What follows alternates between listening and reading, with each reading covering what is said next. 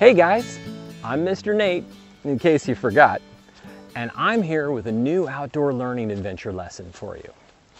Now, I hope you took the time to watch my first video about what it really means to have a good adventure. It's important to remember that you don't have to go someplace really far away to have a good adventure, but you do have to go outside though and be ready to really look at what's going on around you. So today, we're going to talk about one of my favorite ways to have an adventure in nature. It's super easy to do, and you don't even have to go very far to do it. It only takes a little bit of time, even between Zoom lessons or after you're done with school for the day, and it's something you could do every day. It's called a sit spot activity. I like to think of it as kind of a micro-adventure in nature. A sit spot is an activity that lets you start to learn the secret world of plants and animals, of birds and insects. And there's a ton of cool stuff to discover once you learn how to really notice what's going on around you. Before I tell you more though, I want you to think just a little bit about what we humans are like. How are people different from other animals in nature? Well, when you think about it, humans are pretty darn big. We're really loud and we move around a lot. We drive noisy machines and often live in very busy, noisy places. But a lot of the coolest things in nature are small and quiet. And they've learned that they need to stay out of the way and hide from us big, noisy humans. So if we want to learn their secrets and see how they live their lives, we have to learn to be quiet and still too. And a sit spot is a fun way to start learning those secrets. Now in this lesson, I'm going to share 3 important tips for how to do your own sit spot. First, we need to pick a good spot. Second, you have to practice being mindful and still. And third, you have to visit your sit spot often. So let's go through each one of these tips just so you know what I'm talking about.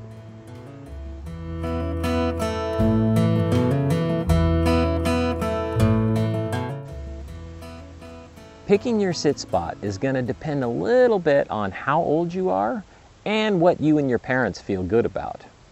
The most important thing to remember is that you want to pick a spot that you can get to easily and often.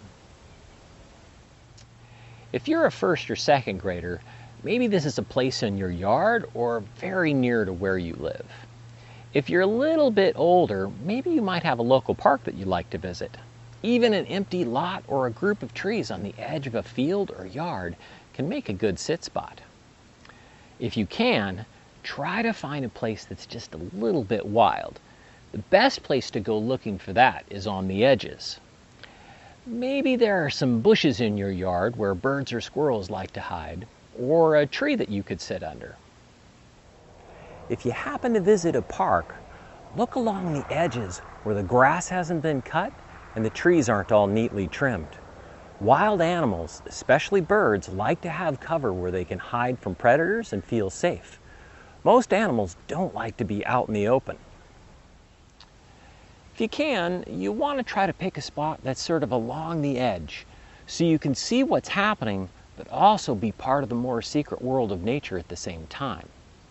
But you don't always need to find a place that's all that wild. Sometimes the wild stuff comes to you. So I have a little water fountain on my back porch. And every day I have birds like these goldfinches who come to visit it. And if I sit next to the water fountain and I'm very still, the birds start to get used to me being there and will come down and take a drink right in front of me. We can talk more about this in another lesson, but putting up a bird feeder or leaving out some water for animals to drink can be a great way to make your sit spot work even better. Wherever you choose a spot, you should try to pick one that feels like it is your very own. In fact, if you can sit there and feel like maybe you're just a little bit by yourself, without brothers or sisters or mothers or fathers or cousins or friends to bother you for a few minutes, then you're probably in a good spot. And it is totally okay to ask your family to respect your spot and leave you alone for just a little bit while you're there. Now, if you can't find what you think is the perfect spot, do not stress out about it. Any place that you choose, even if it has just a little bit of nature in it, can be a good spot. What's important is what you do when you're there.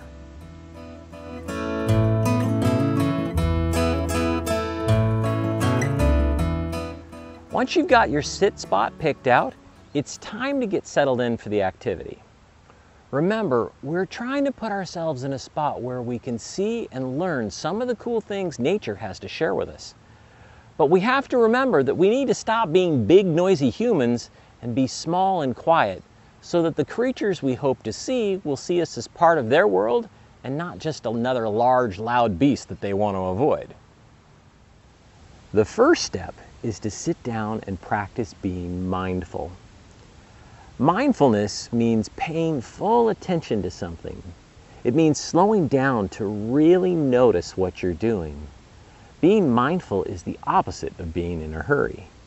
When you're mindful, you're taking your time. You're relaxed, but still paying attention to where you are and what you are doing. It can feel kind of weird getting started though, so let's have a little practice session. I know you're probably watching this on your computer, so I'm going to pick out a spot for us to test out together. It's not really the same thing as being outside yourself, but we can still practice together here on your computer before you go out and try it for real. Ready? First, I want you to close your eyes and listen to the sound of your breath. Listen as you breathe in and then breathe out. Keep listening to the sound of your breath with your eyes closed. Breathe in, breathe out. Breathe in, breathe out. Now, I want you to focus on the sound of things around you. Keep your eyes closed. What can you hear? Try to ignore the sounds that humans make, like the noise of cars or airplanes or machines or televisions. Listen for the sounds that nature makes. Can you hear any creatures moving around near you? Maybe the twitter of birds in a tree or a bush. Maybe the rustle of dry leaves on the ground. Maybe you can hear the sound of the wind blowing. Now, open your eyes, but keep listening too. Can you see anything moving? A leaf blowing in the breeze? A bird flitting from one branch to another? Try not to move your head or your body too much. Instead, follow the movement with your eyes.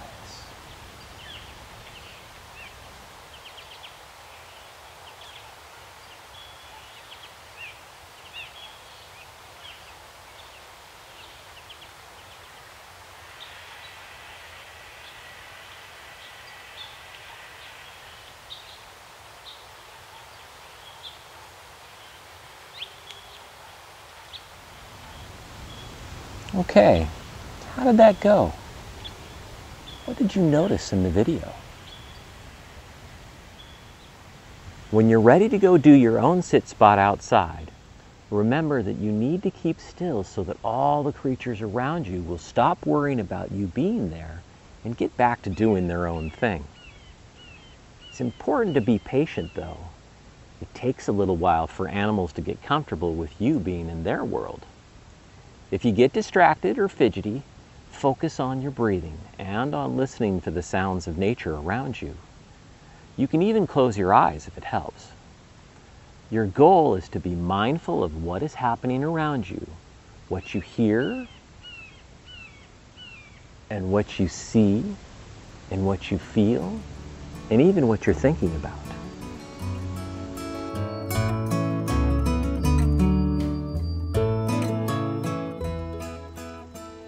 Every time you visit your sit spot, you'll notice new and different stuff.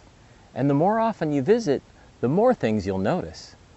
Birds and animals have much better memories than you might think, and they'll learn to recognize you and will eventually remember that you're someone they don't need to be afraid of, which means that they will let you learn more of their secrets and see more of what they do. But you have to visit your sit spot often enough for them to remember.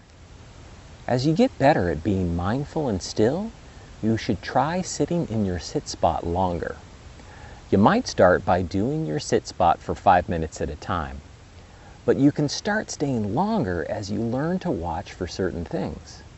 10 or 15 minutes would be great. Remember, the more time you are there and still, the more time animals will have to get used to you being there.